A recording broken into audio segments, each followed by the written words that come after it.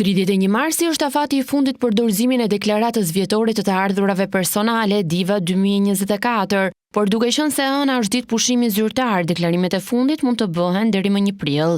Për shkak të fluksit të madh të kërkesave të individëve që duan të aplikojnë për të plotësuar DIVA 2024, një ditë përpara mbylljes së afatit të deklarimit, serveri I tatimeve ka rënë. Nëse tenton të futesh në një filling për të plotësuar deklaratën e të ardhurave personale, faqja nuk hapet dhe del shënimi error. Detyrimin për plotësimin dhe dorëzimin e deklaratës e kanë të gjithë ata individë që gjatë vitit 2024 kanë pak bruto vjetore mbi 1.2 milion lek, janë të dy punësuar dhe realizojnë të ardhura nga burime të tjera mbi 50.000 lek në vit për të cilat nuk është mbajtur tatimi në burim. Nga Drejtoria e Përgjithshme e Tatimeve parashikoi që numri I deklaruesve të DIVA 2024 të jetë mbi 144.000 individ, duke pasur parasysh që me hyrjen në fuqi të ligjit, me uljen e kufirit nga 2 milion në 1.2 milion, numri I deklaruesve pritet të jetë shumë më I lartë se vitet e mëparshme. Sipas tatimeve, numri I deklaruesve të rinj llogaritet të shtohet në mbi 70.000 individ.